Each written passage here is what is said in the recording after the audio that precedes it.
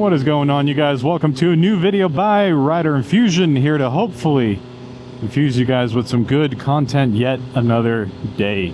Think the worst, ride your best, the key to motorcycle safety.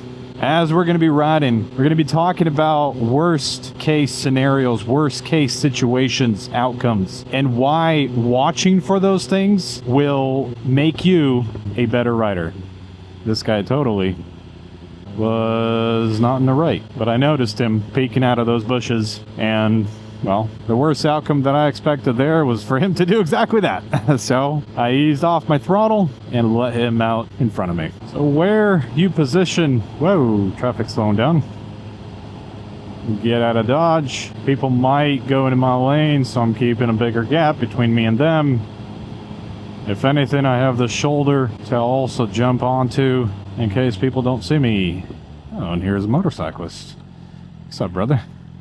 All right, well, what's the worst outcome here? That car is going to jolt out right in front of me. That's the worst outcome there. Keeping an eye on it, reading traffic. I think one of the most important things when it comes down to good, safe, defensive, safe riding, I think I said safe twice, but good motorcycling comes from you being able to read traffic well. By that, I mean you should be able to look at all the cars that are around you and sort of anticipate what their moves are going to be. You know, if someone's driving a little bit aggressively, quick braking, quick acceleration, you can expect that person to be making quick, rash lane changes.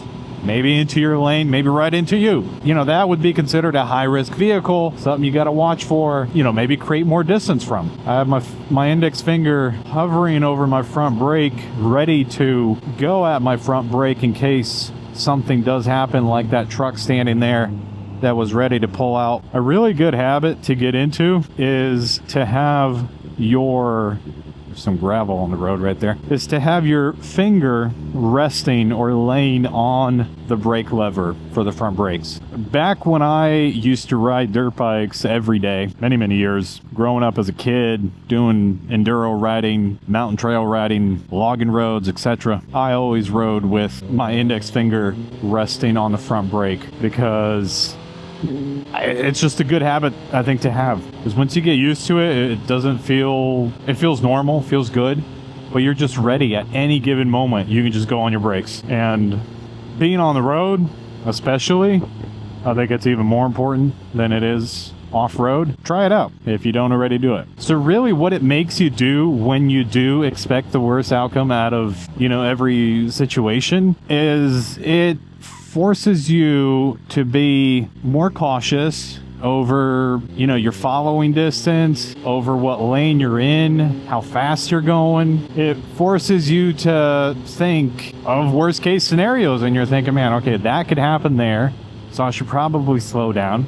Or that could happen there, I should probably change lanes. Whatever it is, it just prepares you for what could possibly happen. And when you're riding in that mode, in that mentality, when you have that mentality, it'll keep you safer. 100% it'll keep you safer. Now, it's not to say that you should always be riding, you know, and always just be freaked out about everything. You gotta be calm and relaxed when you ride. But at the same time, your senses need to be elevated. Your focus needs to be sharp. Like that blue truck. Does it see me? Yes, it does. So I will make my turn. Really, when you ride a motorcycle, you can't really be like completely relaxed. I think the good motorcycle riders out there that actually try to ride safely, I think they'll all agree with me on that. The more you ride, the more experience you get, the easier it becomes, the more relaxed that you become, in the sense that you're not constantly thinking about all these different situations. Like, it's not, you know, it's not slowing down your brain. It's not making you think harder or more. It's just, everything just becomes second nature. You start to ride and it just automatically, these things just come to you in terms of where I should be positioned, what I'm supposed to be doing, what kind of distance should I keep between me and the car in front of me, glancing at your mirrors, checking what's going on behind you, around you. All that stuff just comes and becomes second nature. You don't think about it. When you first start riding, and, you know, not only are you just worried about, your clutch and changing gears and throttle and brakes and all that, but you're also worried about traffic and how or what is going on with traffic. So it's not to say that motorcycling can't be relaxing. It's just to say that if you're trying to ride safe and as a new beginner rider, it shouldn't really be relaxing unless you're just, really alone out on a straight road and you're not worried about anything.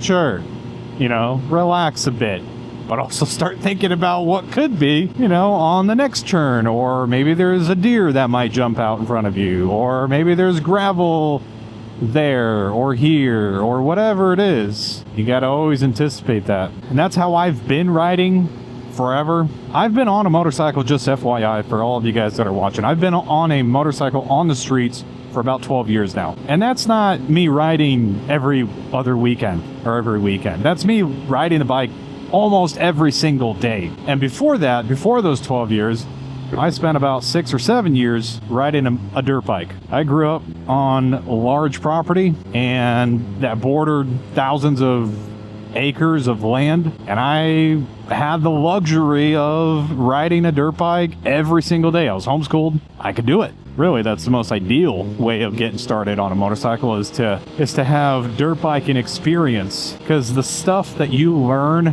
off-road is amazing.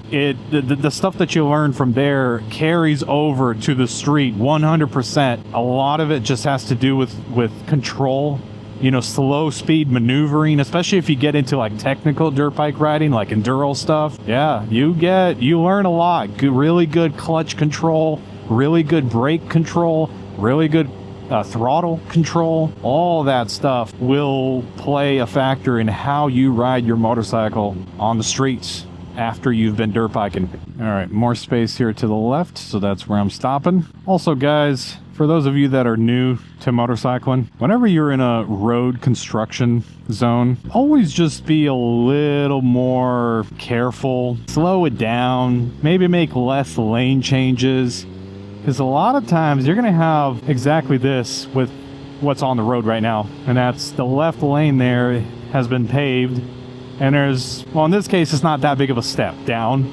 from that new asphalt there. But sometimes the step down can be pretty big. And if you're really not good at, motorcycle bike control, I can kind of screw you up sometimes. So just be careful. You see a construction zone, slow it down, take it easy, try to change lanes less just to be safer. There could be gravel here and there. I just moved over to the right because I'm anticipating that car on the left to go back into my lane. I am moving to the left side here because there's a churning lane to the right, and the cars that are behind me, directly behind me, that Toyota there, could possibly want to turn into there. So I just give them space just in case they want to go in there. It's all about anticipating what might happen, how it might happen, reading traffic flow, and that is what makes you a good rider, a good safe rider. But if you ever do have these situations where you've got new road laid on and you do want to cross, change lanes, try to come at it, if you can, more of not like in line with it, but more at an angle. The more angle that you have coming at it, like if you could come straight on at it, you would be safer instead of just coming at it, gently. So if you can, do that. Sometimes if there's a big drop, I would kind of take it a little bit wide to the right, and then I would kind of cut to the left to get into that lane. All right, someone stopped up ahead. Sure what happened there. Looks like he lost a wheel or something. Something else to keep in mind when you ride. Anytime there's a gap in traffic, especially when you have multiple lanes of traffic, like for example, I don't know how well you guys, let me zoom in. So on the left, we've got cars stacked up on the left lane. I'm hugging the right side in case one of them wants to jolt to the right. But anytime there's an open area like my lane right now, the cars that are in the left lane to me, you can 100% expect them to want to go into my lane. Cars will always try to fill whatever empty spot they can fill. Whatever empty spot they can find. Like that car right ahead of us. It just changed lanes because it thinks now it's going back. Welcome to Florida. I think probably welcome to anywhere, but Florida maybe especially. All right, expecting the worst outcome. That Ford right there. I am expecting yeah, he's aggressive drivers, guys. When you see them, people doing stuff aggressively, quick lane changes, changing lanes and then going back into the lane that they came from. When you see that kind of behavior, guys, create distance, create space between you and them. It's not worth the risk for you to just ride up close next to them. Leave them alone.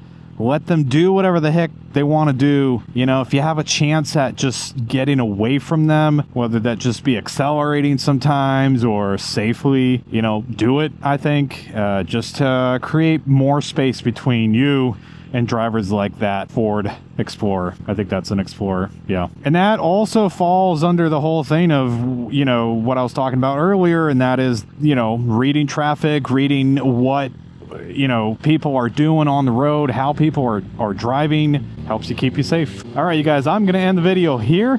Thank you so much for watching, and I will see you on the next one. Peace.